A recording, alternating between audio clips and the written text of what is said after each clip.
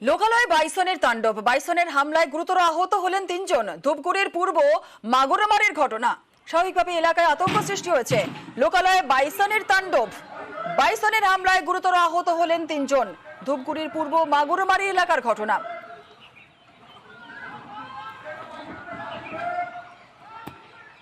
Bison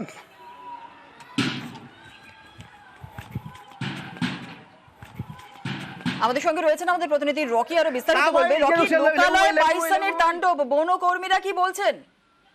একদম জুনেলা, লোকালয়ে বাইসনের তাণ্ডব, বাইসনের হামলায় গুরুতর আহত হলো 3 জন।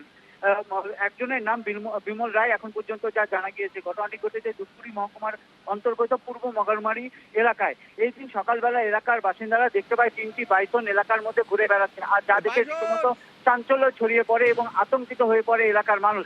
এরপর কিন্তু সেই বাইসনের মধ্যে একটি বাইসন জঙ্গলে ফিরে গেল, 2টি বাইসন কিন্তু এলাকা দাপিয়ে বেড়ায় এবং এক এক করে প্রায় 3 জনকে আহত করে। আহতদেরকে স্থানীয় বাসিন্দারাই উদ্ধার করে ধূপগুড়ি গ্রামীণ হাসপাতালে নিয়ে আসে এবং ইতিমধ্যেই কিন্তু একজনকে গুরুতর আহত অবস্থায় রেফার করে দেওয়া হয়েছে জলপাইগুড়ি সুপার স্পেশালিটি হসপিটালে। খবর পেয়ে বিন্নাগুড়ি ওয়াইল্ড লাইফ স্কোয়াডের কর্মীরা সেখানে পৌঁছেছেন এবং সেই বাইসনগুলির উপর নজর রাখতে, কারণ দিনের বেলায় বাইসনগুলিকে জঙ্গলে ফেরাতে অসুবিধা হবে বলে তারা নজরদারি চালাচ্ছেন। প্রয়োজনে ট্যাঙ্কুলাইজার টিমকেও ডাকা হবে সেই বাইসনকে বাঁচিয়ে আনার জন্য। এখন পর্যন্ত যা জানা গিয়েছে, সেই বাইসনগুলি এলাকার মধ্যে রয়েছে এবং দাপিয়ে বেড়াচ্ছে, বনকর্মীরা সেখানে রয়েছে এবং আতঙ্কের পরিবেশ সৃষ্টি হয়েছে এলাকায়। ধন্যবাদ।